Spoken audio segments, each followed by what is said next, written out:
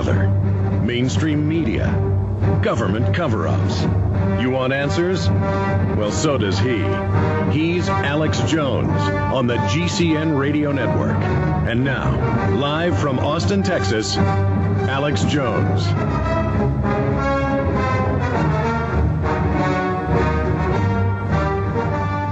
Which would range from being a consultant all the way up to and including being appointed a special prosecutor.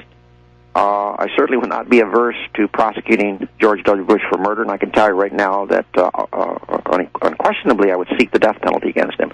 I mean, here's a guy, by the way, who is very much in favor of the death penalty, probably had the highest execution rate in the history of any governor. 152 cases came across his desk when he was governor of Texas. And by the way, he would give press conferences and then giggle and laugh about it and talk about how they begged him. I mean, if you're going to execute somebody, you don't make jokes about it. No, of course, but he signed off on 152 out of 152, even signed off on a death warrant for a young man who was mentally retarded. So I would seek the death penalty against him. I got to think there's at least one courageous prosecutor out there, and I'm going to be looking for him.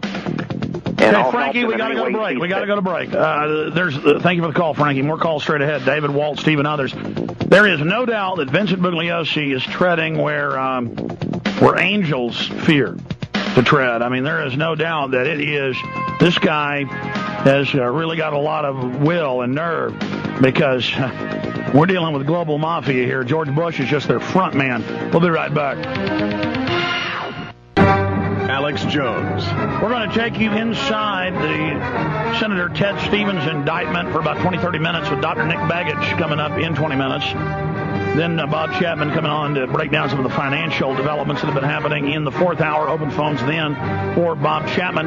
For the next 19 minutes, we are joined by Vincent Bugliosi, best-selling author many times over, one of the most successful prosecutors in U.S. history, also the Manson family. His book, despite a media blackout, a dominant corporate media blackout, is number 9 on the New York Times bestseller list. The prosecution of George W. Bush for murder. It's very important that this book go to number 1, so it cannot be ignored. It's not being ignored now. He's already been before Congress, boldly saying prosecute Bush for murder. You could hear gasp and freakouts by the little neocon fake conservatives up there who've destroyed the name of conservatism in this country. Absolute trash. And the cowardly Democrats that were basically had their arms twisted into even allowing the hearings, trying to shut them down, but they couldn't shut down Vincent Bugliosi. Let's go to your phone calls. David in Montreal, Canada, you're on the air. Go ahead, David, you're on the air. Okay, he's listening to his radio. Let's move on. Walt in Michigan, you're on the air. Go ahead. Oh, Alex, I have a couple questions for Mr. Bugliosi. Okay, go ahead. Are you willing to also recommend the prosecution of Knight of Malta George Tenet and all of the other members of the Knights of Malta that are running this country for Rome? And are you willing to prosecute those high-level Roman Catholics for their complicit involvement in this false war in Iraq as well as 9/11? Well, this Malta or whatever you said, I'm not familiar with that term, Walt, but at the grand jury hearings, not hearings, but the testimony before the grand jury, and documents would be subpoenaed, of course, and there'd be investigators interviewing people. All types of information and evidence would come out. At this state right now... So you're saying you'd be looking at Tenet, though? Well, yeah, but at this particular point, certainly Bush did not conspire with himself. He didn't do it himself. He conspired with others. And the two that would almost undoubtedly be prosecuted along with him, and I talk about it in the book, are Condoleezza Rice and Dick Cheney.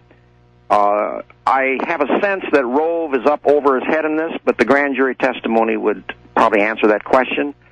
Rumsfeld, I'm not sure about. I have a sense about Powell that his only sin is weakness. But in answer to your question, the grand jury proceedings would determine, with the accompanying investigation, who joined with Bush in taking this nation to war on a lie. But right now, off the top of my head, I would say certainly there's Bush, Cheney, and Rice. Whether there are more than that, I don't know. Possibly Tenet also. Mr. Bugliosi. Yes, sir. And one more thing. You need to read a book called Vatican Assassins Wounded in the House of My Friends, which talks about 9/11 and all the people behind it. Listen, I appreciate your call. Hey, Walt, we don't screen your calls. We let you on there. And by the way, the Vatican has been against the war over there. I'm not Catholic. I'm not getting in the middle of this. And I let you come on and ask your question. But the person you talk about has told nothing but lies and BS about me. So I know the stuff he's saying, that is his view, is a bunch of lunacy. Okay? And Mr. Bugliosi, it's just craziness. And so we're here trying to talk about serious issues. You say, yes, I'd look at trying to go after Tenet, and that isn't enough.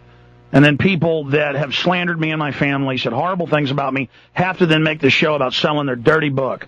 Okay, and I don't mean that the Vatican isn't involved in evil or the Nazis in World War II. I have guests on about that, like Jim Mars. But serious historical people who don't run around saying lies about me. So this isn't the place for you to do that. Go hawk your bull somewhere else, pal. That same guy says they drop bombs out of flying saucers, and the nuclear bombs are magical, and black people need to be put in another country and everything else. Okay, but then since I don't hail your God, I'm bad. This is the mental illness of the American people. They have a very serious person on the air talking about serious issues, not quack garbage. I'm sorry, Mr. Bugliosi. I tried to let him run with his question if it was serious, and it just turned into pure bull. We'll be right back with more of your phone calls for Vincent Bugliosi. Stay with us. He's the T-Rex of political talk. Alex Jones on the GCN Radio Network. Final segment with Vincent Bugliosi. Then we'll talk to Dr. Nick Begich, because we're also lining up his brother probably for Monday. The mayor of Anchorage, he is running against Senator Ted Stevens. And this is the guy that wants to shut the internet down. Just completely out of his mind. He says the internet is a bunch of tubes, and just unbelievable that you, quote, dump stuff on like a truck. I mean, just out of his mind, like McCain, who has said that he doesn't use a computer, doesn't know how to use a computer. Just they are not connected to reality. And that's what scares me. You know, we want to think the government's in control, even if it's evil, but that they know what they're doing. And they certainly have their systems and their corrupt bureaucracies and the corporate interest. But more and more, it's not an act. A lot of people in the power structure, and this happens throughout history, have now gotten so decadent, so inbred, so spoiled, that I think they think they're in control, but I think they're losing control. Like the neocons want an attack on Iran, when every analyst we've had on, hundreds of them, says doubling in oil prices, depression, could start World War III, but they still want it. Your comments on that, Vincent Bugliosi, then we're going to go back to calls. Well, you're asking me to comment on something that one of my strengths, if I have any strengths, is that I know my limitations, and I think you're asking me to comment on something that's outside my area of expertise. But obviously, starting a new war is not a good idea. Oh, the Iran thing, you know, I'm telling you, I'm so immersed in this Bush thing. I know about the Bush administration giving an indication that they may go to war in Iran. I know about that. I'm not reading any of the articles. I got a stack of papers up to the ceiling and magazines I just haven't read. We've got tunnel vision on the issue at hand. That's why you're such a good prosecutor. I want to see Bush in court being prosecuted for murder. But I've heard about the Iranian thing, but I haven't studied it at all, and therefore I should not be sounding off on it. I understand, sir. Specializing is what you're doing. Let's go ahead and take another call here. Let's talk to Steve in Alabama. You're on the air. Go ahead. Hey, Alex. I have a quick question for Mr. Bugliosi, and then I'd like to comment on Cy Hirsch, if you'll allow it. Yeah, go ahead. Mr. Bugliosi, is it legal to set up a private fund or a bounty, if you will, to be awarded to the first prosecutor who will take this? Yeah, that's a bribe. That's illegal. It's illegal.